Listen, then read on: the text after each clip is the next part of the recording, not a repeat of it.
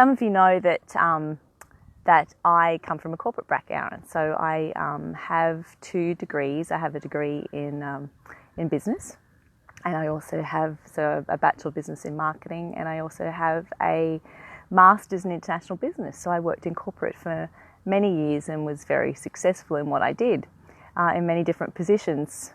And the way that, well, the reason I got led to that was because it was what was expected of me. And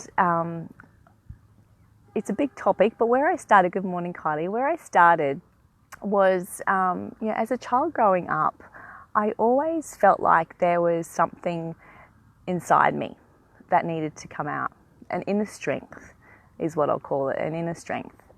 And it would come out as anger and aggression and people not feeling like I wasn't being understood.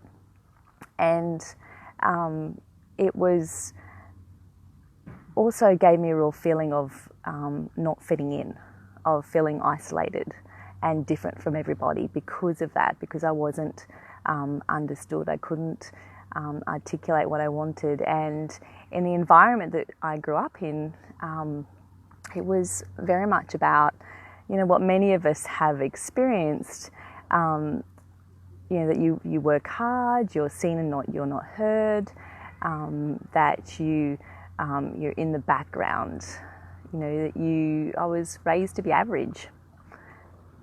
Essentially, you wake up, you go to school, you go get a degree, you get married, you have kids, you work hard, and then you retire, live on the pension and die, essentially. That was kind of the life that was mapped out for me in the consciousness of the people that were around me. And I didn't really have any other role models for that at all. And that really left me with, as I grew older, a deep sense of sadness. And I didn't even realize that was, and obviously didn't have the knowledge or understanding at that time that was what I'd been conditioned to believe. And so that led me through all of those pathways. And it wasn't until I found myself in my 30s, early 30s, hi Lisa, found myself in my early 30s, not having some of those, that picture wasn't working out. I wasn't married, I didn't have kids, I'd had some really disastrous relationships. And, I realized that the thing that needed to change, or the common factor, was me. And when I started to go deeper into that, all of these conditioning and belief patterns started to come up into my awareness. And what happened was this inner strength that had always been there and got me through those difficult times started to become known to me. I started to be able to love that about me instead of feeling disappointed in it, because it used to come out in anger and kind of a combative, argumentative kind of way. It was something that I didn't like about myself, and that held me back from taking opportunities, because I felt like I didn't want to be that way. I didn't want to be forceful. I didn't want to, because I didn't know how to use it. Hi Lisa. I didn't know how to use it. I didn't know what it was meant for. So as I started this journey in my early 30s, because that part of my life that had been mapped out of getting married and having kids wasn't happening for me. And I'd made conscious choices along the way as well that I wasn't going to settle. But I started to look at what these belief systems were that I'd been raised with and that were role modeled around me. And I began to love this strength. I began to understand the strength that I have. And it became an anchor for me for the next 10 plus years as I really threw myself into my personal development journey.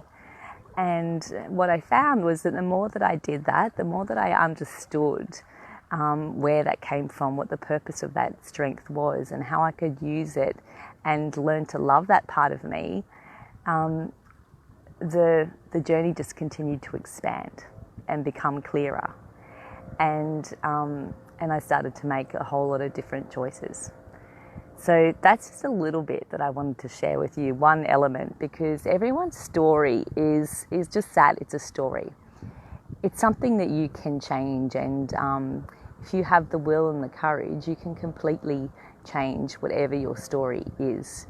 And I could have just married someone, I could have just had kids, I could have stayed in my corporate life, and hi Elliot, and I could have just accepted that as my life, but it wouldn't have made me happy. So when you make courage, you have the courage, you can completely change your story and make it whatever you want it to be. But it does come with some challenges. It wasn't easy. And when you start to break free of that story, of what other people's expectations or lives look like, it can be challenging, because you'll come up against some resistance. You'll come up against some resistance about people not understanding why you're making choices that are different, why you're stepping outside of the norm.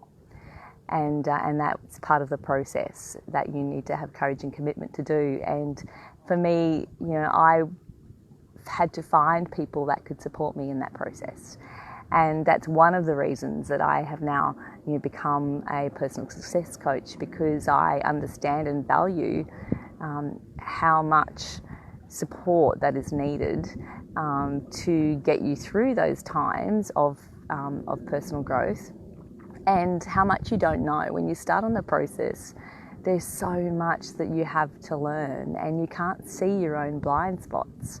There's so much richness that you get to experience, that it takes somebody else to help you to see that, to help you to change those belief systems, because inevitably you're where you are because the people around you are thinking in a certain way. So if you want to get exposure to different ways of thinking, then that's where working with a coach can really help you with that.